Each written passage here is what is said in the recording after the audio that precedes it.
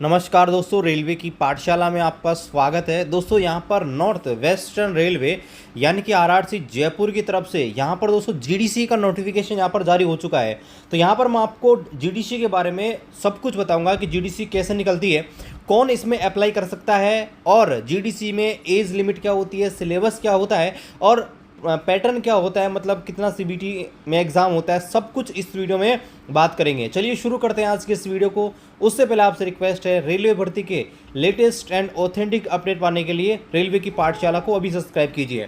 तो यहाँ पर देखिए, आज की डेट में नॉर्थ वेस्टर्न रेलवे जयपुर उसने जीडीसी का यहाँ पर नोटिफिकेशन आउट कर दिया है।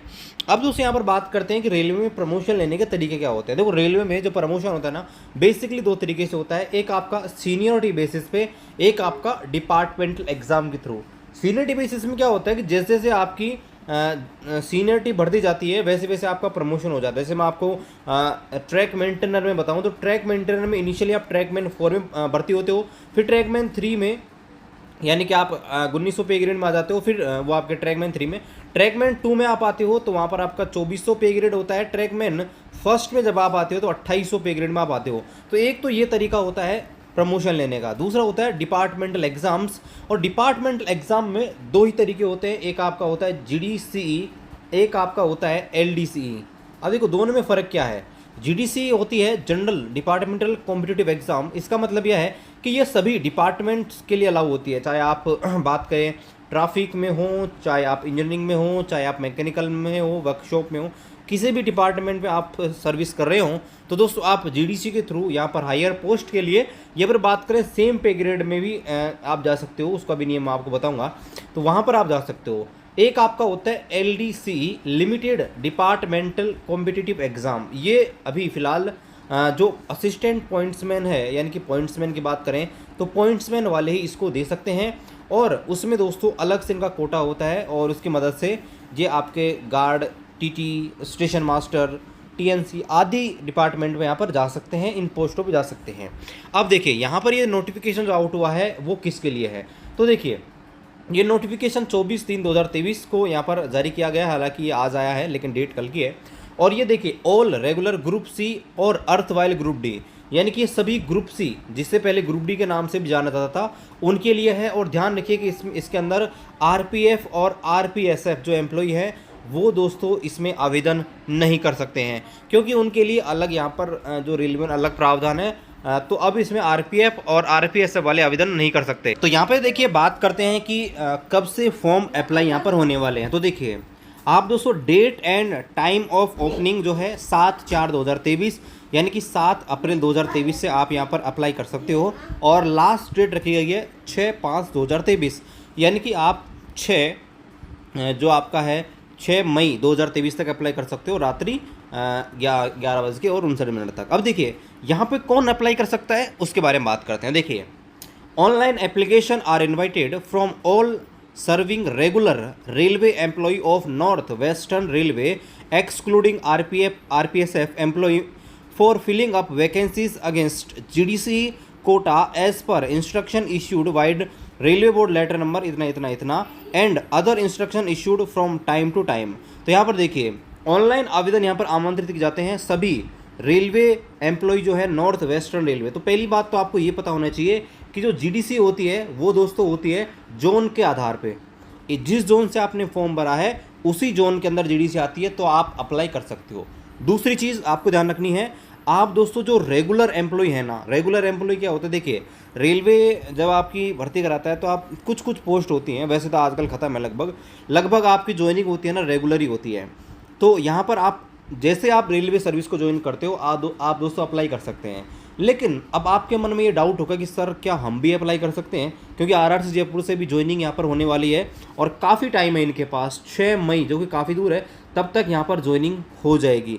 तो यहाँ पर देखिए, छात्र ये भी सोच सकते हैं क्या सर हमारी ज्वाइनिंग हो जाएगी, तो देखिए शायद ही आपको यहाँ पर मौका मिले। उसका कारण मैं आपको बताऊँ, देखिए जब आपकी अपॉइंटमेंट होगी तो अपॉइंटमेंट आपकी शायद 15 अप्रैल के आसपास हो जाएगी, फिर आप ज्वाइन करोगे, आपकी ट्रेनिंग होगी। कई जगह आपकी 1 महीने की ट्रेनिंग किसी पोस्ट में, किसी में 15 दिन, किसी में 7 दिन ऐसे लगेगा।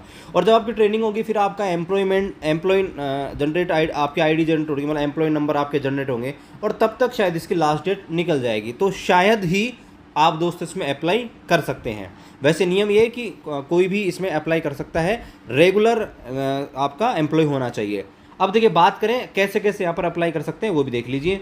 The candidate must read the all instruction, सभी इंस्ट्रक्शन आपको पढ़ने हैं। और कम्युनिटी वाइज ब्रेकअप देख लेना है, कितनी कम्युनिटी में कितनी वैकेंसी, तो आप देख सकते हैं ये वैकेंसी रहा। और मेडिकल स्टैंडर्ड वेरी इंपॉर्टेंट है। और दोस्तों मैं आपको बताऊं, ये जो जीडीसी की है ना, इसमें आप देख लीजिएगा लगभग सबका सिलेक्शन हो जाएगा। अब मैं आपको क्यों बता रहा हूँ, देखिए ये सिर्फ वैकेंसी जो है ना, सिर्फ है एएलपी की। एएलपी की वैकेंसी है, ग्रेड पे 1900, लेवल 2, 7वें वेतन का। इसमें वैकेंसी आप देखिए, अब ये मत देखिए वैकेंसी केवल 238 है, वैकेंसी 238 मत देखिए। इसमें अप्लाई कौन कर सकता है वो देखिए। इसमें अप्लाई देखिए वही कर सकते हैं जो इस भर्ती से पहले के, यानी 2018 ग्रुप डी वाले और पहले के जो थे। अब देखिए हर किसी के पास टेक्निकल डिग्री नहीं है, मतलब आईटीआई, डिप्लोमा या बीटेक नहीं है किसी के पास, मतलब बहुत कम है, 10% कैंडिडेट होंगे शायद जिनके पास ही होगी। दूसरा सबसे most important A1 medical standard, जो कि दोस्तों बहुत ही ज़रूरी है। यानी कि ये मेडिकल स्टैंडर्ड बहुत ज़रूरी है, हर किसी के पास मेडिकल स्टैंडर्ड नहीं है। और तीसरी कंडीशन आपको पता है कि भाई साइको टेस्ट होने वाला है। तो इन तीनों चीज़ों को पार करने वाले छात्र यहाँ पर जॉब लेंगे। तो आप देखना दोस्तों, यहाँ पर कट ऑफ है ना बहुत कम जाने वाली है जब आपकी ज्वाइनिंग हो रही होगी लास्ट टाइम में। कौन अप्लाई कर सकता है, आप देखिए आईटीआई जिन्होंने, देखिए ये आपके सामने सारे ट्रेड लिख रखे हैं, अगर इनसे आपने आईटीआई कर रखी है आप अप्लाई कर सकते हैं। डिप्लोमा अगर आपने कर रखा है, mechanical, electrical, electronics, automobile engineering, ये वगैरह आपने कर रखी है तो आप अप्लाई कर सकते हो, ठीक है। और यहाँ पर देखिए नीचे की तरफ बढ़ते हैं। एलिजिबिलिटी क्राइटेरिया की बात करें तो मिनिमम एजुकेशन क्वालिफिकेशन आपको ऊपर ही बताए रखा है। एज लिमिट बहुत ज़रूरी, बहुत बार पूछा जाता है कि सर जीडीसी में एज लिमिट क्या है। तो देखिए अपर एज की बात करें तो यूआर कैटेगरी में आपकी एज 42 साल या उससे कम है, आप अप्लाई कर सकते हो। बात करें ओबीसी की, ओबीसी में अगर आप 45 एज है या उससे कम है, आप अप्लाई कर सकते हो। और बात करें एससी एसटी की, एससी एसटी में आपकी एज अगर 47 या उससे कम है, आप दोस्तों अप्लाई कर सकते हो। एप्लीकेशन फ़ीस 0 है, कोई पैसा आपका नहीं लगेगा। और जनरल इंस्ट्रक्शन है उनकी बात कर लेते हैं। तो देखिए ओनली सर्विंग रेगुलर एम्प्लॉय जो है एनडब्ल्यूआर के, वही दोस्तों अप्लाई कर सकते हैं, पहली कंडीशन। दूसरी condition lower than grade pay level which are GDC is enable held, यानी कि जीडीसी जो है 1900 पे ग्रेड की है, तो इसमें अप्लाई कौन कर सकता है, देखिए 1800 पे ग्रेड का है, केवल वही अप्लाई कर सकते हैं, पहली कंडीशन ये। दूसरा जो दोस्तों सेफ्टी कैटेगरी का है उसके लिए ये जरूरी है कि वो सेफ्टी कैटेगरी से सेफ्टी कैटेगरी में ही जा सकता है। देखिए रेलवे में बहुत सारी जो पोस्ट हैं वो दोस्तों सेफ्टी कैटेगरी में है और बहुत सारी आपकी नॉन सेफ्टी में है। अब देखिए यहाँ पर हमको कैसा पता लगेगा, तो देखिए जितना मेरे को शायद पता है एएलपी जो है सेफ्टी कैटेगरी में आता है, और जो आपके वर्कशॉप वगैरह शायद ये तो जिनमें ज़्यादा इम्पोर्टेंस नहीं है, मतलब जहाँ पे रेलवे को ज़्यादा ज़रूरत नहीं होती है, शायद उनको नॉन सेफ्टी में रखा जाता है। हालांकि मेरे पास वो पूरी लिस्ट नहीं है, अगर अवेलेबल होगी मैं आपको टेलीग्राम पे अवेलेबल करा दूंगा। तो देखिए अगर आप सेम पे ग्रेड में, मतलब आपने 1900 पे ग्रेड ले रखी है, तो अगर आप नॉन सेफ्टी में हैं तो आप सेफ्टी में जा सकते हैं। अब देखो ये पोस्ट है वो अलग अलग होती है, सेफ्टी नॉन सेफ्टी की, और सेफ्टी है तो सेफ्टी टू सेफ्टी में जा सकते हैं। तो इसका मतलब मैं आपको बताऊँ तो ट्रैक मेंटेनर जो है एएलपी में जा सकता है, अगर किसी का डाउट हो तो ये, ठीक है। दूसरी चीज़ आपको ये चीज़ ध्यान रखनी है, आप अगर सेफ्टी कैटेगरी से हैं, हालांकि देखिए इसमें नॉन सेफ्टी की पोस्ट आई हुई नहीं है, सेफ्टी कैटेगरी में आप हैं, जैसे कि आप ट्रैक मेंटेनर हैं, तो आप नॉन सेफ्टी की जो पोस्ट है जैसे कमर्शियल वगैरह इनमें नहीं जा सकते। ये अलग से चीज़ें आपको ध्यान रखनी है। देखिए आगे बात करते हैं। आगे यहाँ पर देखिए those candidate who are appearing, यहाँ पर देखिए those candidate who are appearing in and are awaiting for result of examination minimum education qualification, अगर कोई छात्र है वो यहाँ पर दोस्तों वेट कर रहा है अपने रिजल्ट का, तो दोस्तों अगर उसका रिजल्ट है जो लास्ट डेट रखी है 6 मई 2023, अगर वहाँ तक उसका रिजल्ट आ जाता है, उसने जो भी एजुकेशन क्वालिफिकेशन उसको चाहिए बीटेक आईटीआई जो भी है, अगर वो कर रहा है तो दोस्तों उसका जो रिजल्ट है 6/5/2023 तक आ जाना चाहिए। अदरवाइज़ वो दोस्तों यहाँ पर एप्लीकेबल नहीं है। ये चीज़ आपको ध्यान रखनी है, ये चीज़ आपको ध्यान रखनी है कि आप अप्लाई नहीं कर सकते अगर आपकी जो डिग्री है आईटीआई डिप्लोमा जो भी है वो क्लोजिंग रेट 6/5/2023 या उससे पहले की होनी चाहिए, ठीक है। और सेम पे ग्रेड सेम जॉब के लिए आप पोस्ट नहीं कर सकते, मतलब ऑलरेडी आप ALP है तो आप अप्लाई नहीं कर सकते इसके अंदर। बात करें यहाँ पर आगे, eligible candidate should submit their application. आपको ध्यान रखना है कि आप ऑनलाइन ही एप्लीकेशन भरें, ऑफलाइन आपका एक्सेप्ट नहीं होगा। और यहाँ पर NWR में आपको कहीं भी जॉब दिलवाई जा सकती है, ये चीज़ ध्यान रखनी है। आप दोस्तों यहाँ पर नोटिफिकेशन जो है यहाँ से डाउनलोड कर सकते हैं RRC जयपुर की वेबसाइट पे। जो वैकेंसी हैं वो दोस्तों प्रोविजनल है और इन्हें घटाया जा सकता है और बढ़ाया भी जा सकता है। और बात करें यहाँ पर देखिए, railway administration reserve the right to alter the mode of examination और reconduct CBT written exam और cancel part of whole any process of the recruitment. यहाँ पर देखिए जो रेलवे एडमिनिस्ट्रेशन है उसको पूरा अधिकार है कि वो देखिए जो CBT का जो पैटर्न है उसको बदल सकता है, मतलब जरूरत पड़े 2 एग्ज़ाम भी ले ले या कोई भी एग्ज़ाम उसको ख़त्म भी कर दे, वैकेंसी को भी जीरो कर दे, ये पूरा अधिकार है। और यहाँ पर देखिए मेडिकल फिटनेस बहुत इंपॉर्टेंट है।